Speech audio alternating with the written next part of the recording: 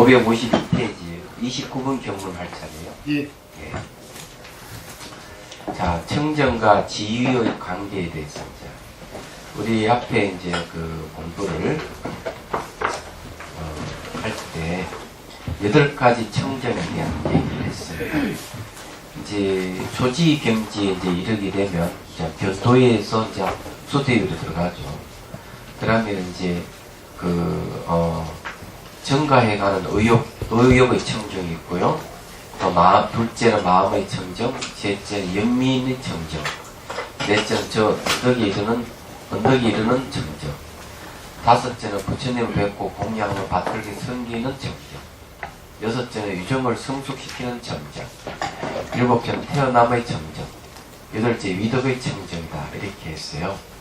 그 다음에 이제 29페이지 이제 보면은 이제 이런 8가지 청정하고 현재 초지부터 십지 또 불지 이르기까지의 그 지위와의 관계에 대해서 설명을 하고 있습니다.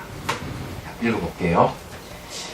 선남자여 초지 중의 더욱 정가해가는 의욕 청정으로부터 나아가 위덕 청정이 있으며 뒤로 이어지는 모든 지로부터 그리고 이지부터 말이죠. 초지에서 이지부터 불제 이르기까지도 더욱 정가해가는 의욕 청정과 나아가 위덕 청정이 있으니 그 모든 청정함이 차례로 더욱 뛰어나다는 것을 알아야 하며 불제에서만 태어남의 청정이 제외되는 것을 알아야 합니다. 이 8가지 청정은 이제 초지, 이지, 삼지 해가지고 불제 이르기까지 계속 청정하면 뛰어나다는 거죠. 초지보다 이지에서 이제 8가지 청정이 뛰어나고 또 이지부터 삼지가 더 뛰어나고 이런 식으로 설명을 이제 하고 있습니다. 근데 이제 불지 이르게 되면 태어남의 청정은 없다 이렇게 얘기를 하고 있어요. 자, 그 다음에 봅시다. 또 초지 가운데 있는 공덕은 그 위에 모든 지혜도 평등하게 다 있으니 자기가 해당하는 지의 공덕의 수승함을 알아야 한다 이랬죠. 그러니까 8가지 청정에 불지만 있는 게 아니고 이지, 삼지 다 평등하게 다 있긴 있는데 이제 이러면 이지에서 아주 수승하고 삼지면 삼지에 수승하고 이렇게 이제 얘기를 하고 있어요. 원칙서 1번, 2번을 한번 보죠. 1번은 이제 태어남의 청정이 부처님에게는 제외된다는데 이게 무슨 말인지를 한번 보죠. 이하는 제3 지위에 요약하여 뛰어난가 열등함의 많고 적음을 분별하는 것이다. 이 두 부분이 있다. 먼저 8가지 뛰어남에 의지해서 그 뛰어난가 열등함을 판별하고 다음에 또한 초지 가운데 이하는 남의 덕을 통틀어 요약하여 그 뛰어난가 열등함을 판별한다. 이것은 곧 정자에 해당합니다. 그러니까 이 이지보다는 초지가 열등하죠. 그 다음에 이제 그 삼지에서 봤을 때 이지가 열등하고 이런 식으로 설명된다 이 말이에요. 자, 이른바 초지부터 나아가 제10제 이르기까지 하나하나의 지위에서 모두 8가지 차례로 더욱 뛰어남을 갖춘다. 불제 이름 오직 7가지 태어남의 청정을 제외한다. 해석하면 불치에서 태어남의 청정을 제외한다는 것은 재앙을 없애는 생 등의 5가지 생에 요약하여 말한다. 유아사지론 등에서 말한 5가지 생을 받는 것은 오직 십지를 말하고 십지 이전과 불지에는 통하지 않기 때문이다. 5가지 생에 대한 얘기를 또 해석한다. 10가지, 십지 중에서 가보를 습수함을 말한다. 10분 왕의 가보 자체는 분단생사와 변역생사에 통한다. 이제 분단생사라 하는 건 넓고 병돌 죽음이 있는 생사예요. 우리는 벌써 분단생사를 하고 있습니다. 변역생사는 뭘 이야기하는가 하면은 벌써 성인의 경지에 가서 윤회를 하지 않아요. 육체의 있던 이 몸뚱아리가 윤회를 하지 않는데 생각에 의해서 내가 육체를 만들고자 하는 생각을 일으키면 만들어내요. 그래서 이건 의생식입니다. 의생식. 내 뜻에 의해서, 내 의식에 의해서 육체가 이제 태어나는 걸 얘기합니다. 이런 건 태어남이 있으면 죽음이 있기 때문에 이거는 변역생사라고 해요. 예를 들어서 이제 변역생사의 이제 예를 들어 이런 겁니다. 법화경에 야광보살 본사품인가? 그게 뭐 그런 얘기가 있죠.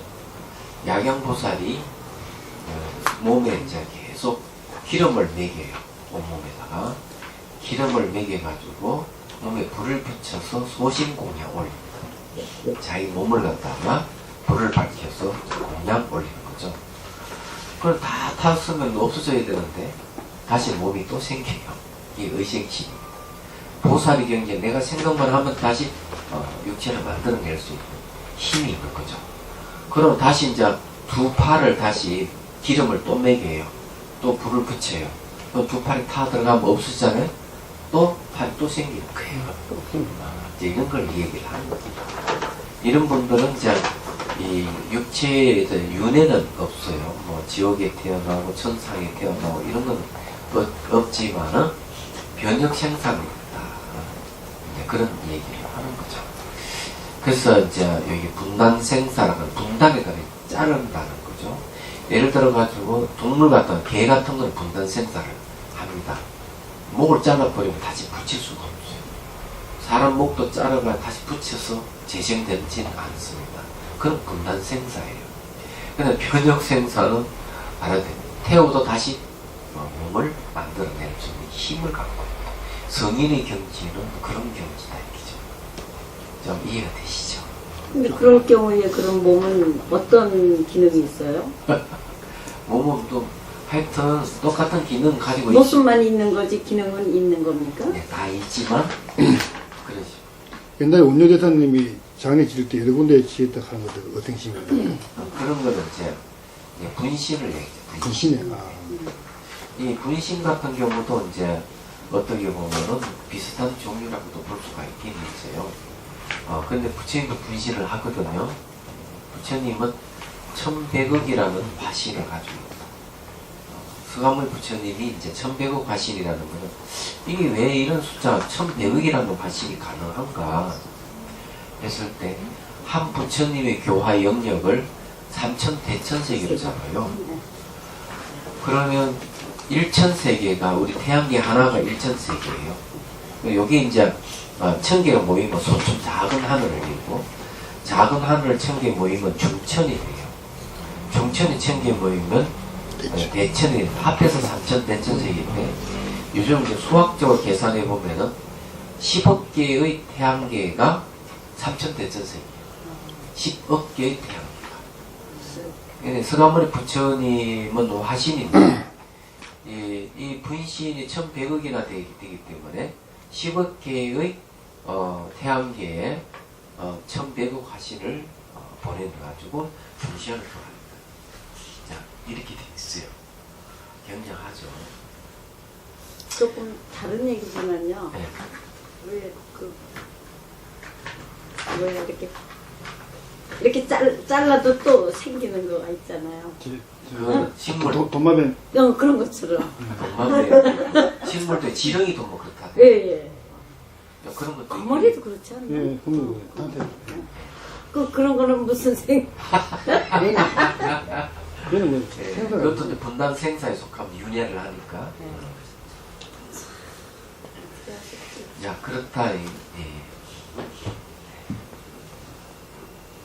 그래서 이게 10분 왕의 가부 자체는 분단생사, 변역생사에 통한다 이렇게 돼 있죠. 그래서 이게 이제 10분의 왕은 뭔가 하면은 이제 초지부터 십지가 돼가지고 이 천상세계에서 왕 노릇을 하는 거죠. 왕을 노릇하면서 중생 구제하기 때문에 분단생사가 있어요. 그렇지만 또 의생신, 변역생사도 하는 거죠. 자, 모두 십지 이전의 유로의 모든 바람미를 사용해서 총체적인 가부와 개별적인 가부의 원인을 삼고 십지 이상의 유로의 바람미를 사용해서 개별적인 가부의 원인으로 삼으며 물의 바람미를 총상연으로 삼는다. 정상연으로 삼는다. 아울러 청정한 원인으로부터 태어나고 자체는 성묘한 아주 수소가 묘한 가부이기 때문에 태어남을 청정이라고 이름한다. 그러므로 아래 문자의 말하기를 지극히 청정한 성거리 사이에서 일어나는 바이기 때문이라고 말한다. 부처님 모두 없기 때문에 태어남의 청정을 제외한다고 이럽니다. 부처님은 분단 생사도 없고 변형 생사도 없기 때문에 태어남의 청정은 없다는 거예요. 태어남의 청정이라는 건, 청정이라는 말을 쓰는 것은 뭘 얘기하는가 하면, 그래도 이 사바세계에 태어나서 중생 구제를 하긴 하지만 이 생사, 이 세간에 머물지 않는다. 이 세계에 머물지 않기 때문에 청정이다. 왜 이 세간에 머물지 않는가 하면 지혜가 있기 때문에 우리 살고 있는 이 세계에 환영이 지나지 않고 말과 생각이 건립된 이 세계는 진실하지 않기 때문에 집착이 없다. 그래서 이 세계와 중심 구제하더라도 머물지 않기 때문에 청정이라는 말을 쓰는 겁니다. 물이 안 든다는 거죠. 세상에 물이 들면 청정이 아니죠. 그럼 물 들면 더러워지니까 이 세계에 살아야 되겠지만 바다 지혜가 있는 사람은 이게 머물지 않는 거죠. 또 갔다 오고 자유롭습니다. 보살이 경기에 가면 가고 오고 자유롭고 자유롭고, 중생 구제할 시기가 되면 와서 중생 구제했다가 시기가 안 되면 갔다가 왔다 갔다 하는 거죠. 그런데 우리는 태어나는 것도 자유롭지 못해요. 어떻게 태어나는 과정도 몰라. 이게 전쟁이에요. 근데 이제 아주 뛰어난 그 수행자들은 그 티베트 같은 경우는 림포체라는 이름을 붙이는 거는 자기 태어남을 알아야 돼요. 야, 이거.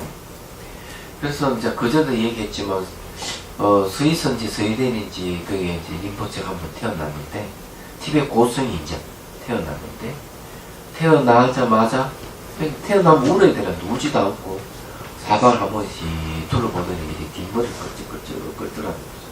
이건 전생의 습관, 뒷머리 끄는 습관이 있어. 태어날도. 그리고 이분이 이제 림포체로서 이제 인정을 받았어요. 그래서 찾거든요. 어디 태어났는가? 한성계를 찾다 보니까 거기서 태어났다. 그쪽에 인연이 있으니까. 그거 마찬가지다. 그런 경우가 이제 있는데, 이런 이제 아주 뭐 보살이 경기 가는지 안 가는지 모르지만은 어쨌든 이제 태어날 때도 이 범위라고 좀 다른 거죠. 말하자면. 그래서 림포체라고 하는 보석이라는 뜻이 귀하다 이런 뜻이 있거든요. 그래서 그런 고성들은 아주 뛰어나다, 보석 같다 이런 얘기. 그리고 여기서 말하는 건 태어남의 청정이 부처님께 없어요. 아직까지 청정이라는 말도 잘 생각해 보면은 더러움에 물들어 있는 더러움과 청정이 상대되는 것이잖아요. 상대이기 때문에 더러운 것이 늘 오기 때문에 이제 청정이 말을 쓰긴 쓰는데, 부처님은 아예 윤회를 하지 않기 때문에 그런 청정이라는 말을 안 쓰는 거죠. 태어나면 청정이라고 그러죠. 보살은 일부러 윤회를 하는 거. 일부러 윤회 중심부지하기 위해서. 그래서 거기에는 이제 뒤에 가면 이제 나중에 공부 나오지만 이 세간의 번뇌 조금 남겨두고 가지고 이 번뇌의 힘을 타고 이 세상에 오는 거예요. 이 보살들이. 부처님 그런 번뇌가 없잖아요. 그 번뇌가 없기 때문에 태어나긴 태어나는데 청정의 태어남이라는 말을 얘기를 안 하는 거죠. 그러니까 이제 육체를 의지해서 태어나는 걸 이제 화신불이라고 그러죠. 화신. 서가모니 부처님 화신불이. 그런 법신불은 누군가 하면은 비로자나 부처님이고, 보신불은 오사나 부처라고 이렇게 얘기합니다. 자, 원칙속 2 봅시다. 자, 이하 제 나머지 덕을 통틀어 요약하여 그 뛰어난가 열등함을 판별하는 것이다.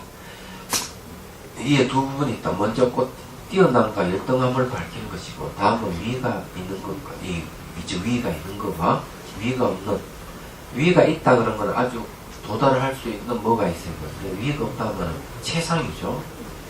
도달할 수 없는 것, 위가 없는 것의 차이를 밝히는 것이다. 이건 그 첫 번째 뛰어난가 열등함을 밝히는 것이다. 이런 바 초지 가운데 공동 다음에 지마도 모두 있으니 또한 10가지 바람이 일다가 지마도 모두 있은 것 같다. 그런데 초지 중에서는 보시 바람 일다가 뛰어나고 나머지 9가지는 뛰어나지 않다.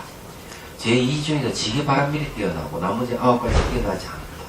나머지 여러 지에서 이것이 중에서 알아야 한다. 자, 10지에는 10바람밀이 다 배제가 되는데 그 바람밀마다 특정의 바람밀이 뛰어나지만 다른 지위에서 뛰어나지 않다. 이런 얘기를 하고 있는 거죠. 이 바람일이란 말은 이제 이쪽 언덕에서 저쪽 언덕으로 건너간다. 고통의 세계에서 고통이 없는 세계로 건너간다. 이런 말인데 요즘은 쉽게 말해서 고통의 소멸을 얘기해요. 바람일은 고통의 소멸을 얘기해요.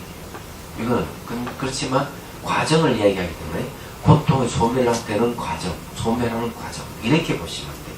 그래서 바람일은 두 가지 뜻이 있는 거죠. 완전히 건너서 고통이 소멸된 상태, 건너가고 있는 소멸의 상태 이런 거죠. 그래서 소멸의 상태를 이제 소멸된 것이 아니기 때문에 과정이 있고 완전히 건너갈 때 완전히 소멸돼요. 이 바람일이란 말은 그런 뜻이 있어요. 그래서 이런 걸 이제 이해하려면 초기경전에도 분명히 얘기해. 부처님께서 하시는 말씀은 이것은 괴로움이고 이거는 괴로움이 해결이다. 이래. 불교는 이 이상도 없고 이하도 없는 거예요. 이게 전부 다예요. 이걸 늘어뜨리면은 괴로움과 괴로운 원인을 얘기해요. 고집이 있고요. 그 다음 괴로움의 원인이 완전 소멸한 면이 있고 소멸하는 방법을 도가 있는 거죠. 그래 고집, 멸도 이렇게 네 단계를 나누지만은 두 단계라면 이거는 괴로움이고 괴로움 해결이다. 이렇게 얘기하는 거예요. 그래서 이것이 이제 후대에 가면은 괴로움의 해결에서 이제 육바람일이 나오는 거죠. 육바람.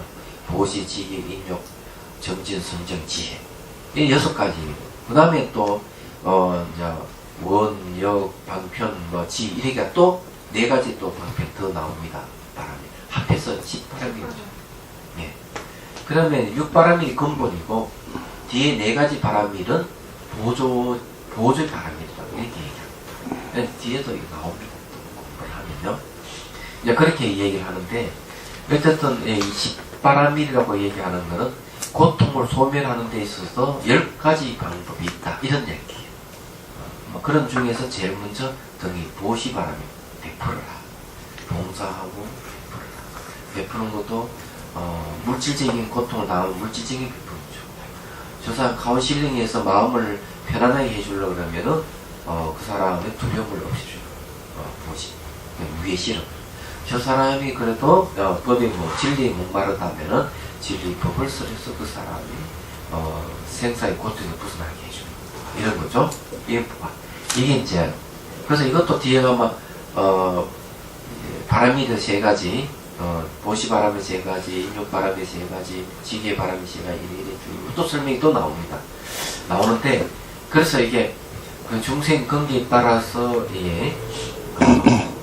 바람일을 이제 수행을 하는 거죠. 그래서 보살은 중생 근기에 따라서 이제 이 바람일을 가르쳐 주는 거죠. 얘기하자면. 본인도 이제 거의 강이 된다면 본인도 거의 강이 되는 수행을 하고 이런 거. 남도 이렇고 나도 이렇게 하는 이 보살의 수행이에요. 그것도 뒤에 또 나올 겁니다. 자, 여기 하여튼 이제 그렇다는 거죠. 그러면 넘어가고 쉽죠? 이제 막 넘어가네. 자, 모든 보살의 십지공덕은 그 위가 있지만 불지공덕은 그 위가 없다는 것을 알아요. 자, 십지공덕, 공덕이라고 얘기하면 그저 정신적인 거라 그랬죠. 공덕.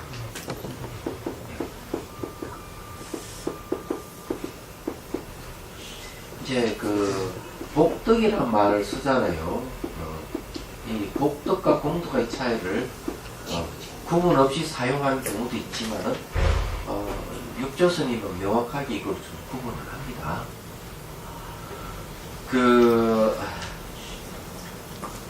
달마 스님이 양무제를 만났을 때 양무제가 그런 얘기, 나는 줄도 많이 짓고 또 사람들 많이 출가시켰고 저래서 또 스님들이 공명도 많이 올리고 그래 불사를 많이 했는데 황제가 그런 얘기를 하면서 인도에서 고생이 왔다 하길래 그 얘기를 내가 이러한 많은 공덕을 지었다고 얘기를 하죠.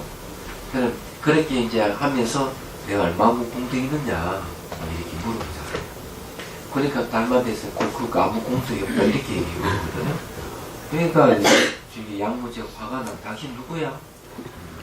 불식 모른다. 이제 아주 재미는 몰라. 내가 누구다 이래야 되는데 모른다. 이게 뭔가 하면은 이 말하는 주체, 자락하는 존재하지 않는다는 걸 얘기를 합니다. 근데 어쨌든 여기에 대해 해석이 이제 육조 스님 해석은 뭔가 하면은 그 양무제가 지은 그 황제가 지은 것은 복덕을 많이 지은 것이고 공덕을 지은 건 아니다. 도대체 공덕이 뭐냐? 정신적인 거, 선정가, 지혜 이런 건 정신적인 거죠. 그리고 또 말하면 자비다. 자비심이 아주 이런 게 다 공덕이에요. 이런 게 공덕이기 때문에 이 공덕은 자 어떤 힘을 가지는가 하면은 중생을 유정, 정이 있는 생명이 있는 이들을 이롭게 할 수 있는 힘을 가진 걸 공덕이라고 합니다. 어떤 정신적인 힘이죠. 복덕은 뭔가 하면은 물질적인 힘. 그렇게 말의 육조스님 해석들을 하자면요. 네, 그런 겁니다. 그래서 여기 십지 공덕은 다 위가 있다. 위쪽에 있다가 더 나아갈 게 있다. 부처님 경기 불지의 공덕 그 위가 없다는 걸 알아요. 더 이상 없다. 자, 거기에 이제 원축소 1번 보십시오. 자, 위가 있거나 위가 없는 것으로 모든 주의를 분별하는 것이다. 십지의 공덕은 다시 뛰어난 위가 있기 때문에 위가 있다. 그러니까 위상자 그 위가 있다고 이름합니다. 불지 공덕은 그보다 뛰어난 것이 없기 때문에 불지 공덕가 더 뛰어난 것이 없다는 거죠. 때문에 최상이라고 말한다. 최상이기 때문에 위가 없다는 거죠. 보살 성계경 제3권에 하면 다음같이 말한다. 최상의 보리는 7가지 최상을 갖추기 때문에 최상이라고 합니다. 자, 최상의 보리는 최상의 깨달음을 얘기하죠. 또 보리니까 또 뭐 법에 거두는 보리로 또 착각을 하거나 이러지 마시. 보리살 생각하면 안 돼요. 우리는 깨달음을 얘기해요. 최상의 깨달음을 최상의 보리라고요. 7가지 최상을 갖췄다는 거예요. 첫째는 신체의 최상이다. 32가지 모습으로 신체를 장엄하기 때문이다. 이거는 뭘 얘기하는가? 이걸로 교화한 사례가 있어요. 2가지가 있어요. 신체에 뛰어난 32가지 모습이 있는데 10달 태자가 고영님에서 깨달음을 얻었죠. 얻어가지고 이제는 우르벨라 고영님의 우르벨라에서 미견하여는 독양으로 떠나요. 240km 되는 거리를 떠나서 가다가 중간에 이제 사명외도를 만나요. 사명외도는 종교를 생활 수단으로 삼는 사람들. 이 사명외도. 출가자가 부인이 있는 것은 사명외도죠. 왜냐하면 종교를 빙자해서 자기 처자식을 그렇게 살리니까. 그걸 사명외도라고 했어요. 근데 인도 부처님 당시 2500년 이전에도 그런 일이 많이 있었다. 요즘도 많이 있잖아요. 우리나라도 있고. 많이 있는 거죠. 기독교로 친다면은 목사 같은 경우 사명외도에 속하죠.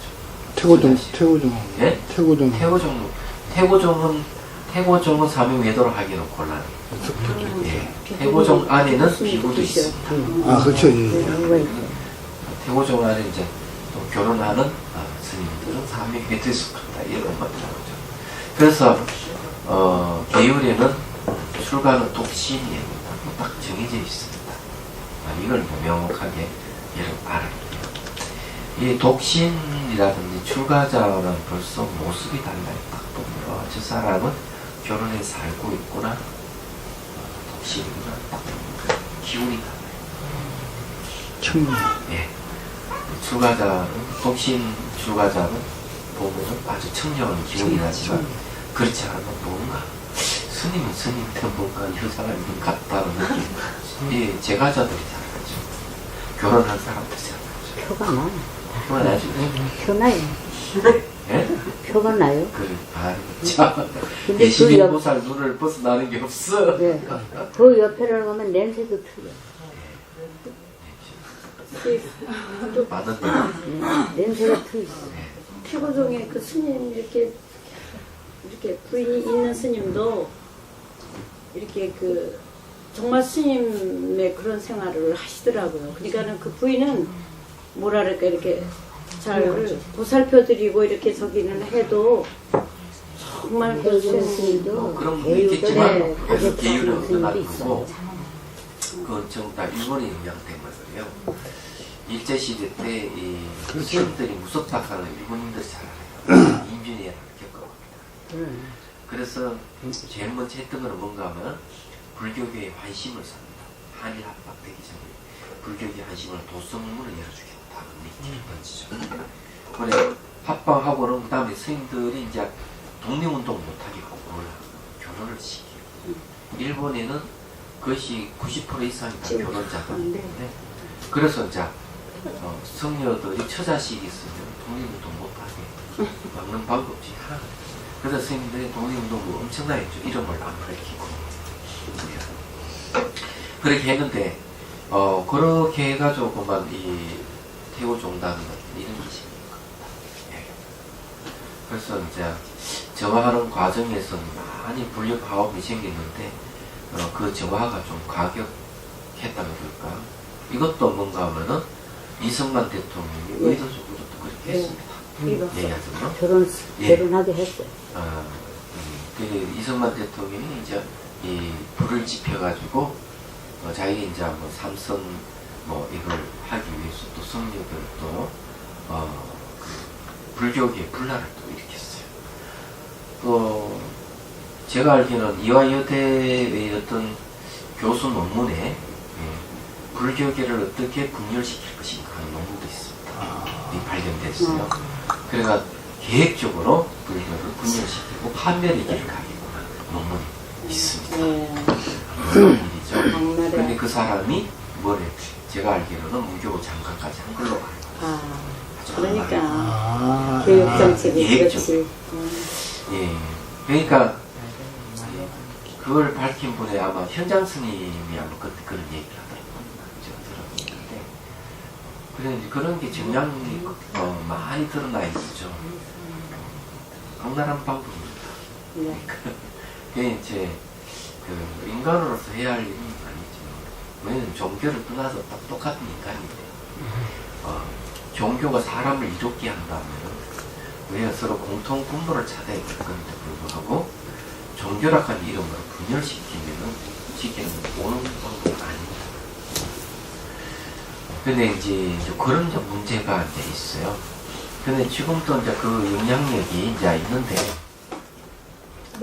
예, 이제 어쨌거나 뭐 왜 그 이야기하다 이쪽 사명외도. 예? 사명외도. 사명외도. 참 이해를 가면 안 돼. 궁금한 거 있는데 그 태고종의 그 선사가 왜 모시고 있죠? 그래서 이제 이 사명외도를 만났어요. 예. 부처님 몸에서 빛이 나니까 빛이 팍팍 나니까 원래 이제 지나치면서 물어요. 당신은 누굴 스승으로 모시고 있습니까? 아니 부처님 하셔. 나는 스승이 스승이 없다. 나는 모든 번뇌를 이긴 승리자다 하고 이 얘기를 하죠. 그러니까 이제 이 사명외도가 당이 좀 뭐 돌았지 않느냐 하면 맞든지 지나가면 근데 이 사람은 인연이 없는 거죠. 그렇죠. 그래서 이제 녹약원에 도착했을 때 머릿속에 5명이 비고 5명이 수행자 보니까 자기를 찾아온 걸 알고 우리 상대하지 마자. 같이 수행하다 저기 음식을 먹는 타락장이니까 수행을 고행을 중단한 타락장에 우리 상대하지 말자.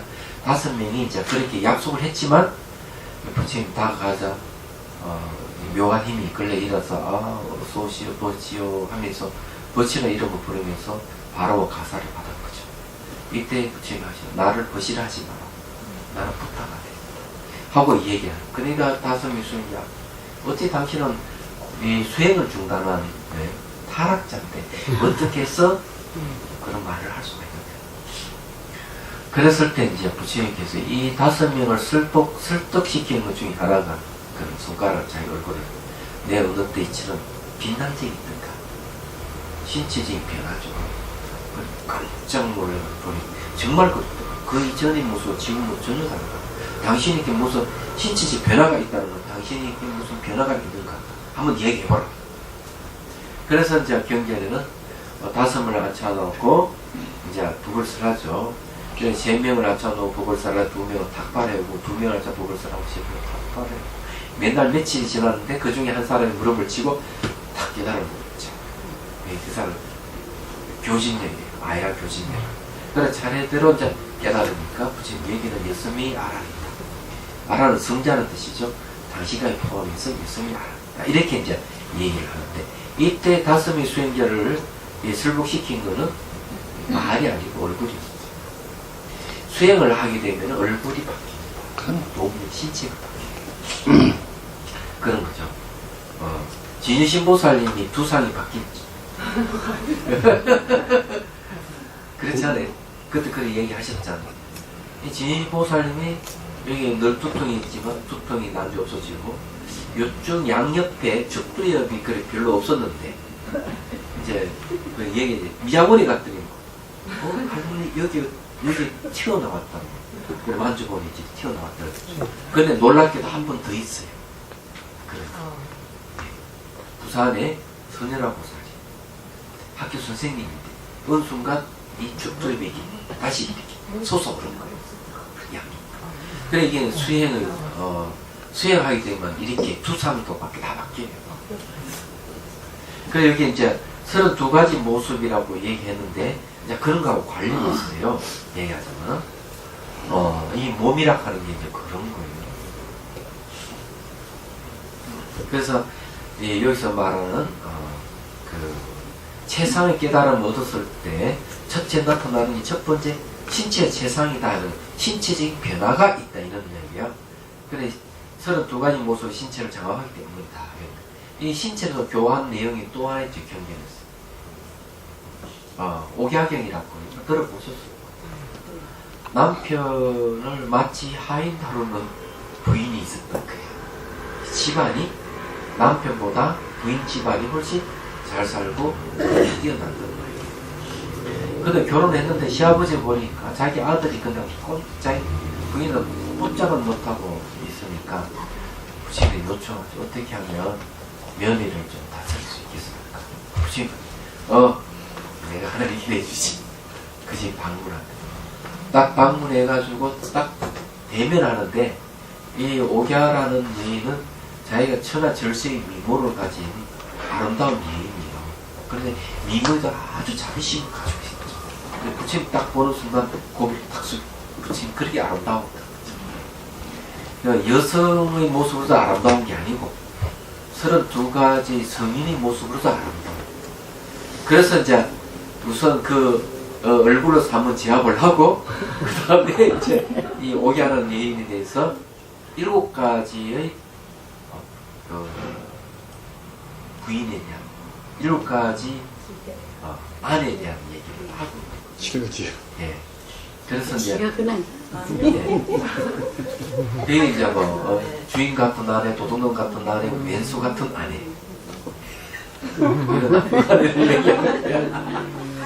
예. 그 다음에 이제 벗가 같은 아내, 누이 같은 아내, 어머니 같은 아내, 하인 같은 아내. 이게 총 7가지. 하인 같은 아내가 최상의 아내라고 얘기를 합니다. 글쎄 말이에요. 그게 뭐야? 근데 내용을 보면은 현명한 아내예요. 내용을. 현명한 아내예요. 그러니까 이 요과기하라는 여인은 주인 같은 아내죠. 도둑놈 같은 아내는 결혼해가지고 남편의 재산을 훔치기 위해서 도둑놈 같은 아내. 외수 같은 아내는 잠자리를 같이 하면서 늘 싸우는 외수 같은 아내예요. 근데 그런 걸 얘기를 하는 거죠. 얘는 3가지가 안 좋은 것이에요. 누이 같은 아내, 친구 같은 아내는 좋은 아내인데 어머니 같은 아내는 남편이 조실부모했거나 그래서 어머니 대여를 하는 아내. 그런 거죠. 최상의 깨달음은 하여튼 신체 변화가 있는 거고요. 자, 둘째는 뭐예요? 둘째는 받아지는 것의 최상이니 자신도 이렇고 남도 이렇게 하여 남에게 즐거움을 주기 때문이다. 그러니까 이 최상의 깨달음도 자신도 이렇고 남도 이렇게 할 수 있는, 남을 즐겁게 해줄 수 있는 힘이 있다는 거죠. 이때 즐거움이는 뭔가 막 머리가 정신적인 거죠. 예. 셋째는 구족의 최상이니 이른바 수명의 구족, 견해의 구족, 계율의 구족, 행의 구족이기 때문이다. 그러니까 여러분 하여튼 수행 열심히 해서 깨달음이란 작은 깨달음도 얻었어요. 수명이 이게 부족된다니까 오래 삽니다.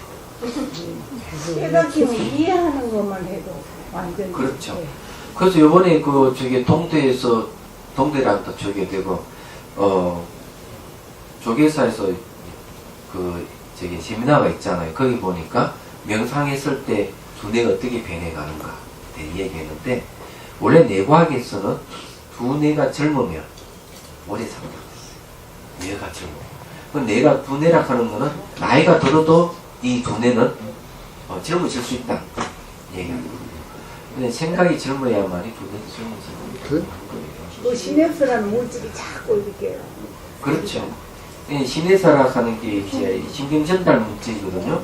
이것이 이제 신경세포 연결을 잘 시켜주는 거거든요. 여하튼 이게 이제 수행을 하게 되면 아까 두상이 바뀌듯이 머리 자체가 바뀌는 거예요. 맞아. 두뇌에 안 좋은 거는 술입니다. 술, 담배 이런데 담배는 폐라든지 이런 데 이제 망가뜨리지만 술은 내 세포를 망가뜨려요. 안 마시고. 그런 거. 근데 하여튼 부족하게 되는 수명, 견해, 계율, 행의 부족이 있다 했어요. 자, 넷째는 지혜의 최상이니 사무예해를 말한다. 다시 한번 지혜가 최상이기 때문에 중심부자는 자유자재한다 이 말이에요. 다섯째는 불가사의 최상이 이른바 육바라밀을 구족하기 때문이다. 육바라밀을 구족한다는 것은 이제 이 육바라밀을 통해서 중심부재한다는 얘기죠. 여섯째 해탈의 최상이니 뭔가 완전 모두 속까지 벗어났다. 열은 능히 두 가지 장애는 없었기 때문에 두 가지 장애는 뭘 얘기하는가 하면 번뇌장구 수장입니다. 일곱째는 행의 최상인 이른바 성스러운 행, 하늘의 행, 청정의 행이기 때문이다. 이 성스러운 행이라 하는 건 성인으로서의 행이고 하늘의 행이라 하는 건 역시 천상의 그러니까 인간의 몸으로 이렇게 모습을 보이지만은 하늘 천신 같은 그런 행을 한다는 거죠. 청정한 행이기 때문이다. 열은 최상의 신체이기 때문에 대장부를 이름하고 받아지는 것의 최상이기 때문에 대비라고 이름합니다. 구족의 최상이기 때문에 도편을 이름하고 지혜의 최상이기 때문에 일체지라고 합니다. 일체지라고 모든 걸 다 안다 이거죠. 그래서 이걸 전지라고 해요. 전지. 엄자를 전자에 지혜지자 전지하다. 전지전능이란 말은 부처님께 해당하는 얘기죠. 일체지라 하면 일체 모든 걸 다 아는 지혜 이런 뜻이에요. 불가사의 최상이라이기 때문에 아라하라고 이름하고 해탈의 최상이기 때문에 대일반적으로 이름하네요. 행의 최상이기 때문에 참박삼불타라고 이름합니다. 이 일곱 가지를 갖추기 때문에 부처님이 공덕을 최상이라고 이름합니다. 이제 이렇게 이제 얘기를 하거든요. 이 불지공대 최상이라는 말은 그런 뜻으로 얘기를 합니다. 자, 보살의 삶이 가장 뛰어난 이유에 대해서 보죠. 자, 이런 우리가 지금 보살은 서인인데 부처님이나 이 보살의 삶에 대한 이야기를 왜 할까? 이거 빨리 생각해 봐야 돼요. 이거는 이런 이야기를 하는 거는 우리에게 의욕을 일으키는 거죠. 보살이 되고 부처가 얘기하는 그 의욕을 일으키는 가르침이에요. 씨를 뿌리. 예. 중생은 말이죠. 이익이 없으면 절대로 너는 움직이지 않습니다. 이익이 있어야 움직이거든요. 이때 이익이라고 하는 그런 얘기죠. 달라이 라마스는 이런 이야기 했어요. 본문에 현명한 이기주의자가 되야 된다. 요즘 이렇게 보면은 환경 오염이라든지 뭐 이런 게 많이 생기고 환경 파괴가 일어나고 이런 상황에서 개인적인 어떤 이익을 추구하는 시대는 지났다. 정말 이기주의자가 되려면은 서로 협력을 해야 된다는 것, 서로 협력을 해서 이익을 창출하는 것이 진정한 이기주의자다. 이 얘기를 해요. 생각해요. 그렇죠. 그게 오랜만에 듣는 예. 그래서 이제 자기 개인을 이익을 위해서 탐욕을 부리고 성냄을 일으키고 이런 의성한 행동을 해서는 안 됩니다. 현명한 이기주의자는 그렇지 않다. 서로에게 이익을 줄 수 있는 내가 다른 사람에 의해서 내가 존재한다면은 내가 다른 사람의 이익을 위해서 행동을 할 때 이것이야말로 진정한 이기주의다. 그게 왜 자기 이익이 되니까. 그럼 이해가 되시죠? 네. 우리 현명한 이기주의자가 됩시다. 자, 보살의 삶이 가장 뛰어난 이유. 관자재 보살이 다시 부처님께 여쭈었다. 세존시여 무슨 인연으로 보살의 삶이 모든 유정의 삶 중에서 가장 수상하다고 말씀하십니다. 자, 유정은 정이 있다 하는 것은 생명이 있다는 거는 생명은 사람에게만 해당되는 거 아니에요. 동물에게도 해당되는 겁니다. 그런 유정이란 말은 사람과 동물 다 통틀하는 거죠. 그런데 이제 이 유정들 어때요? 동물들은 어때요? 동물 중에서도 아주 뭐랄까 맹수 같은 게 있죠. 맹수. 맹수는 뭐가 있어요? 맹수. 맞아. 우리는 맹수는 탐욕 같은 게 있습니다. 그죠? 그 다음에 이제 이 성냄도 있습니다. 맹수. 그리고 또 당연히 어리석음도 있죠. 제가 이제 말씀드리신 분은 이 맹수들은 자기가 동물의 왕이 되거나 군림하기 위해서 서슴없이 해치는 걸 살생을 한다든지 서슴이 해칩니다. 그리고 음식도 도둑질을 해요. 남 잡은 걸 갖다 자기 이러거든요. 하이에나가 하이에나가 거예요. 먹자. 예, 그런 하이에나가 것들이 이런 것들은 보면은 이런 입장에서 뭐 불교에서 봤을 때는 이건 불선업이에요. 시박에 속하는 거죠. 10가지 악에 속하는 거죠. 근데 동물도 그런 게 있는 거예요. 그런데 그렇게 막 이 동물의 세계는 이 약욕 강식이래 그렇게 하는데 인간도 똑같이 이런 게 있어요. 탐욕을 부리고 성냄과 어리석음을 자행하는 것들이 있는 거예요. 진짜 그런 거예요. 그래 이게 유정의 삶 중에서는 이 악은 뭔가 하면 10가지 악은 이런 겁니다. 살생, 도둑질, 삿된 음해, 그다음 거짓말, 이간질, 악담, 꾸미는 말, 탐욕, 성냄, 어리석음 10가지 시박입니다. 예. 그 중에 이제 3가지 탐욕과 살생, 도둑질, 삿된 음해는 몸으로 짓는 것, 말로 짓는 것은 거짓말, 이간질, 악담, 꾸미는 것, 사기치는 것이죠. 요건 입에 해당하는 거죠. 생각은 탐욕과 성냄과 어리석음. 탐진치가 이제 이게 그 근본이에요. 그런 거죠. 문제가 아주 심각할 수 있습니다. 그래 이제 유행의 삶 중에 가장 수상하다고 말씀하십니까? 이는 뭔가 시박을 십선으로 돌릴 때 일어나는 현상이죠.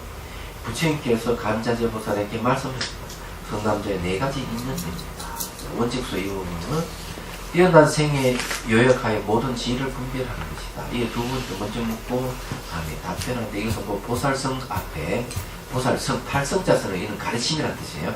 성이 질문을 일으킵니다. 깁니다. 이런 앞에서 말한 생에 뛰어나면 어떤 뜻을 의지하기 때문에 뛰어나도 일어나는가 하고 묻는다. 원칙수 3은 이렇게 바로 답변하십니다.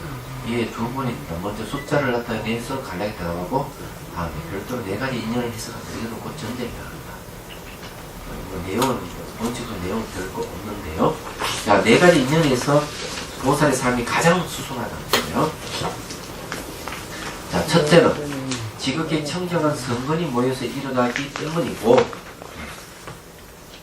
예. 둘째는 의도적으로 생각하고 결정하는 힘이 선택한 것이기 때문이고, 셋째는 모든 중생을 가엾이 여겨서 제도하기 때문이고, 넷째는 자신도 잡념, 번뇌를 없앨 수 있고 남의 번뇌도 없애줄 수 있기 때문이다. 이 4가지가 보살에서 가장 수승하다 이런 거죠. 자, 청정한 성근이 모였다는 그것이 무슨 말인가 하는 말을 좀 하고 있죠. 그 성근이라고 하는 착한 뿌리예요. 선한 뿌리죠. 성근. 이 뿌리는 이건 비유입니다. 그러면 착함이죠. 그죠? 그 착함이 이제 뿌리 역할을 하는 거예요. 뿌리는 깊이 박아서 있으면 움직이지 않죠. 흔들림이 없죠. 그 다음에 자연분을 빨아들이죠. 뿌리가. 그리고 많이 갖고 있으면 또 내놓기도 하죠. 이 뿌리 역할이에요. 거기만 그치지 않고 뿌리는 삽을 틔우고 줄기가 잎이 자라게 꽃도 피고 열매를 맺게 하는 거죠. 자, 그래서 선하다가 착하다는 게 아주 중요해요. 제가 이 착한데 착하기도 한데 법 없이 살만한 사람인데 왜 저렇게 못 살지 이런 사람이 있어요. 자기도 당하고 이런 사람 있죠. 이런 사람은 착하기보다는 무지스러웠을 거예요. 고정되지 않은 무지를 가지고 있는 사람. 이런 착함은 아무 소용이 없어요. 선거리 아닙니다. 이거는. 근데 불교에서 말하는 착함이라고 하는 거는요, 어떤 뜻을 가지고 있는가 하면은 깨달음으로 인도할 수 있는 힘을 가진 걸 착함이라고 합니다. 그러니까 삶과 죽음의 고통에서 벗어나게 해줄 수 있는 힘을 가진 것을 착함이라고 얘기합니다. 그래서 이제 그런 쪽으로 이끌어가는 사람을 선지식이라고 스승을 해요. 앞에 착할 선자. 그런 길을 가는 사람을 선남선녀라고 해요. 또 그런 길을 가면서 같이 도반이 되는 걸 선우라고 하죠. 그런데 인도의 의미가 있는 거죠. 착하다. 어떤 쪽으로 인도하느냐. 그렇죠? 고통이 없는 쪽으로 인도해 그런 힘을 가진 걸 선이라고. 청정한 성근이 모였다 이러는 거는 뭘 얘기하는 거면 이 줄기차게 깨달음으로 나아가는 걸 얘기합니다. 그러기 위해서 이제 베풀 보시하고 계율을 지키고 그 다음에 인욕도 하고 그런 육바람미를 하는 행을 하는 게 다 성근이에요. 그런 거죠. 근데 이 보시를 하는데 보시를 하지 않아도 될 제 종류가 있다. 달라이 라마 스님이 있습니다. 첫 번째 종류는 뭔가 의사. 의사는 늘 사람을 구하기 때문에 보시행을 안 해도 됩니다. 보시하고 있어요. 지금 네. 두 번째는 선생님. 가르치는 선생님을 가르치기. 세 번째는 스님. 스님 그렇죠. 스님은 늘 이렇게 법문하고 늘 하니까. 가르쳐 주시는. 말이 맞잖아요. 맞아요. 요새여서 말고 옛날에 요새는 그런 거를 제보시라고 해요. 그렇지. 예, 신어로 이제 요새는 제보시 하자고. 네. 자기 능력을 가지고 있는 거를 보시하자. 저 능력을 여러분이 보시하잖아요. 예. 보시. 감사합니다. 그런 걸 이제 선근이라고 해요. 선한 것이 뿌리가 된다 이런 뜻이에요. 내 착함이 뿌리가 된다. 그렇죠? 예, 그 뿌리는 나중에 꽃을 피우고 열매를 맺듯이 부처가 되게 해주는 것이죠. 의도적으로 생각하고 결정하는 힘이 선택하는 것이다 이랬는데, 자, 의도적으로 생각한다 하는 것은 뭘 얘기하면 아주 중요해요. 이 수행을 계속하면은 이 의도적으로 생각하는 대로 행위를 일으킬 수 있는 힘이 있어요. 예를 들어가 내가 이렇게 제가 만약에 수행 힘이 아주 있다면 이런 거 제가 강의하다가 내가 한 30분 선정이 들어야 되겠다. 내가 이렇게 법문하다 탁 하면 그 선정이 들어가 버려요. 내 의도대로 바로 일어나 되는 거예요.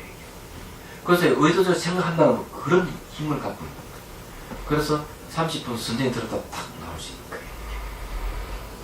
거예요. 내가 저 사람을 어떻게든지 내가 도와줘야 되겠다 생각이 이렇게 막 실증을 탁 해줘요. 결택하는 힘이라고 얘기하는 거는 선과 악을 잘 결택하는 힘 그런 것보다는 그 법과 법 아닌 것을 잘 결택하는 힘.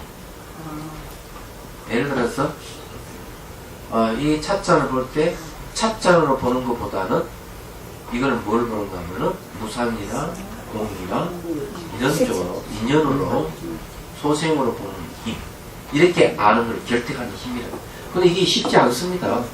열심히 여러 번 배워가 그래도 연기고 공이 잡을까 이래서 다 잊어버리잖아요. 결택하는 힘이 약하다는 거죠. 그런 거죠. 그런 결택하는 힘이 선택하기 때문이에요. 셋째는 이거는 뭔가 하면은 이 중신을 가지고 제도한다는 말은 연민심이에요. 스승으로서의 연민심을 스승으로서 자기 중에서 연민심을 최고로 갖춥니다. 그 스승이 자기를 갖추려면은 첫 번째 열정, 하나 더 가르치는 열정. 두 번째는 인내심. 제자가 말을 툭툭 던지면서 스승을 다룰 때 인내심을 가지고 그걸 발휘하면 안 되는 거예요. 학교에서 그런 일이 많잖아요. 세 번째는 연민심. 근데 이게 이제 보살의 돈자, 보살의 자기가 스승으로서의 바로 이제 중생에 대한 연민심. 그리고 이제 제도를 하기 때문에. 넷째는 자기도 번뇌를 없애고 남의 번뇌도 없애줄 수 있는 힘. 이게 최상이죠. 근데 이 사람이 살면서 최상으로 여기는 사람들은 이런 사람 돈을 많이 갖고 있는 거, 머리를 잘 굴리고 춤을 잘 추고 뭐 지식은 뭘 많이 세속 지식을 많이 아는 거, 무슨 일을 하면 척척 다 잘 해낼 수 있는 거, 이런 것으로 최상을 여기면 좋고 아니다. 여기 있습니다. 보살이 최상을 여기는 게 뭔가 하면 결국 상대를 도와주고 상대의 고통을 없애주는 거예요. 내가 명예와 지위를 높은 걸 최상으로 여기는 게 아니야. 내가 대통령을 되는 걸 최상으로 여기는 게 아니야. 내가 대통령이 된다 하더라도 국민들을 행복하게 해줄 수 있는 힘을 낼 때 그 사람이 최상이야. 네. 지위를 갖고 있다고 최상이야. 그런데 아주 가난하고 무재능에 갔더라도 그래도 나보다 더 못한 사람을 도와줄 수 있는 사람, 그래 도와주는 삶을 사는 사람이 최상이야. 이 보살의 삶을 산다. 그렇지만은 설사 그렇더라도 지혜와 선정을 갖춰야 됩니다. 그렇지 않으면 이런 힘은 안 나옵니다. 이제 각 분야에서 최상은 돼야 돼요. 그러니까 보살의 최상과 분야의 최상과 성격이 다르죠. 종류가 다르죠. 네. 보살님이야 뭐 워낙 그렇지만 우리는 이런 삶을 네. 이런 말 있죠. 뭡니까? 모방이라는 말 써요. 이 수행하는 데 있어서 이 수행의 핵심이랄까? 핵심 중에 하나가 모방이 있습니다. 제가 왜 핵심이라고 하는가 하면 내가 부처는 못 되지만 부처를 모방하면은 부처길을 가는 거예요. 내가 보살이 못 되지 보살을 모방하면 보살이 길을 가는 거예요. 그래서 우리가 배웠던 거 달라이라마 죽음을 얘기하다 하는 그 책에서도 얘기를 하잖아요. 수행하는데 모방이 중요하다. 모방한다 하는 거는 죽음의 과정 8단계의 이미지가 생긴 다음에 그대로 모방한다.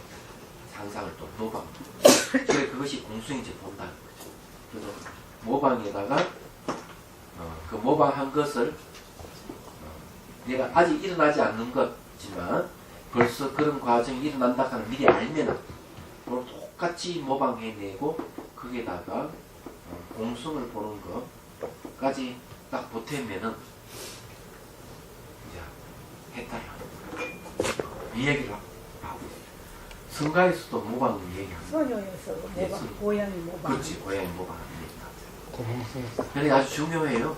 얘기하자면 제가 이 부처님 가르침을 많이 모방해서 나온 수행품이 자비다스, 자비수가 모방. 그림의 모방은 교수님 최고예요. 왜? 그 하는 사람이 최고지 내가 왜 최고야? 그림을 이렇게 그리는 것도 예? 저희 중앙성가대학 다닐 때 그 기숙사 짓기 위해서 각계 이제 유명한 분들 찾아냈더니 그림이나 글씨를 넣었어요. 전시해가지고 그것으로 짓기 위해서. 근데 인천의 어느 한의원에 갔습니다. 이분이 아주 유명하신 가니까 아주 반갑게 맞이하면서 거실에 걸려있는 글씨를 대한 설명을 하는 거예요. 근데 우리 딱 보니까 글씨가 어린애 같이 어린애가 그림을 긋듯이 그런 글씨체예요. 근데 그 금자가 들어가는 중인데 이 아직 극찬을 하는 거죠. 처음에는 이 설명을 처음에는 선생님이 준 그 글씨체를 갖고 계속 똑같이 모방을 한대. 처음에는 그랬다. 그 다음에 이제 자기 체가 나오면서 법식에 맞게끔 하고, 그 다음에 법식에 맞게 글을 쓰다, 그 다음에 그 법식을 벗어난 진짜 자기 창의적인 글씨가 나온다. 이 얘기를 합니다.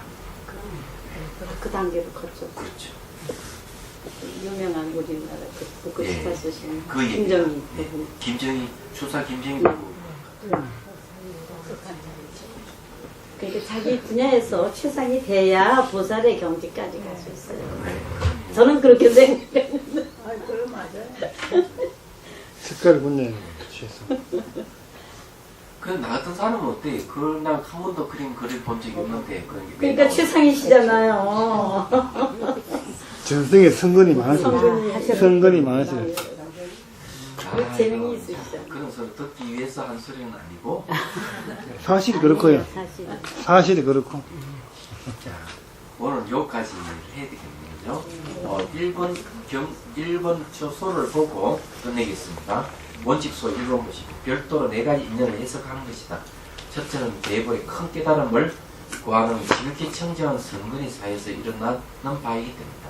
이것은 그 유가 사실에서 말한 바 세력으로 생을 받는 것이다. 와, 세력으로 생을 받는다 하는 말이죠. 두 번째, 의도적으로 생각하고 결정하면 곧 원력으로 생을 받는 것이다. 내가 태어나서 청정한 생을 받는데 생이 태어나는 청정함이 있는데 세력으로 생을 받는다는 것은 뭐 좋은 가문 이런 게 태어나는 거니까 저도 가문이 좋아요. 그래서 이게 좋은 가문이 태어나는 것, 태어나서 그 다음에 좋은 학교를 선택하는 것. 우리 이렇게 해서 이 보살이 태어날 때 최고의 세력이 뭔가 하면은 왕가의 자손으로 왕자로 태어나는 거예요. 왕자 중에 태봉될 수 있는 왕자로 태어나는 건 최고의 세력이죠. 자, 의도적인 건 뭔가 하면은 원력을 갖고 태어나는 거예요. 네. 의도적이고 결定하는 힘 하는 그런 뜻이네요. 근데 앞에 제가 얘기한 거는 약간 얻어나버렸습니다. 자, 그러므로 대성자원경로 제13권에서 원력으로 생을 받으면 큰 지혜에 들어간 보살이다. 라고 말합니다. 그래서 티베트에서도 그런 이야기 합니다. 림보체를 갖다 어릴 때 바로 찾을 수 있는 거는 그 림보체 원력을 갖고 태어났기 때문에 그렇고, 한참 몇십 년이 지나서 나이가 들어서 그 림보체를 찾는 경우는 그는 죽기 전에 원력을 세우지 않았어요.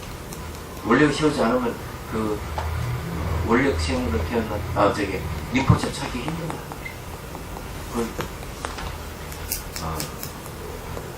라고 말합니다. 이러한 이상 두 가지는 가까운 인연이다. 세 번째 가입시력이기 때문에 라는 것은 생사에 들어가는 것이다. 이건 뭔가 중생은 부자에서 일부러 이 세상에 그 생사에 들어간다 이런 말입니다. 네 번째는 자신도 능히 잡념도 없고 남의 잡념을 없애주기 때문이니 이른바 십지지에 있는 보살은 능히 제 십지가 아니고요. 그냥 십지예요. 초지부터 십지에 지에 있는 보살은 능히 번뇌장로 소유장을 없앴기 때문에 남의 잡념도 없애준다. 만약 스스로 잡념이 있으면 잡다하고 물들은 것이 있으면 남의 잡념을 없앨 수 없다. 이 말은 뭔가 하면 자기도 말이지 뭐 뇌물을 막 받아가지고 물이 들어있는데 너 뇌물 받지 마라 이러면 누가 듣겠어요? 그죠? 학교 선생님 뭐더라? 그 보험 사기 그냥 보험 사기를 막 치는데 학생들은 너가 저 보험 사기하면 안 돼? 이러면 누가 제자들이 듣겠어? 말도 안 되는 거지. 그 신문이 나왔더라고요. 보니까. 학교까지 그러니. 스님 별거 다 하시네. 제가 열심히 신문도 보고 저게 열심히 TV도 봅니다. 왜냐하면 세상을 알아야 돼. 그렇지. 봅시다. 그래 남의 잡념도 없앨 만약 스스로 잡념이 있으면 남의 잡념을 없앨 수 없다. 그러면 유마경에서 자신의 병도 고칠 수 없으면서 어찌 능히 모든 병을 고치리오 라고 말한다. 또한 사람들이 만약 스스로 개박이고 얼매임이 있고서 능히 그들의 얼매임을 풀어준다는 이런 일은 없다. 자기도 얼매임 있으면 남 어떻게 개박을 풀어줘야 안 되는 거죠. 만약 스스로 개박도 없고 능히 그들의 개박을 풀어준다는 이런 일은 있다고 말한다. 네, 십지론에서도 마찬가지로 이런 해석이 있다. 그래서 이제 이 보살의 최상의 삶이라 하는 이 네 가지 청정은 선건, 의도주의고 격택하는 힘, 중심을 가해 여기는 연민심, 네. 그 다음에 내 잡념도 없앨 수 있고 남 잡념도 없앨 수 있는 내 잡념이 없어야만 남의 잡념을 없앨 수 있다. 이런 얘기. 아, 대단합니다. 네. 혹시 뭐 없습니까? 또 질문하십시오.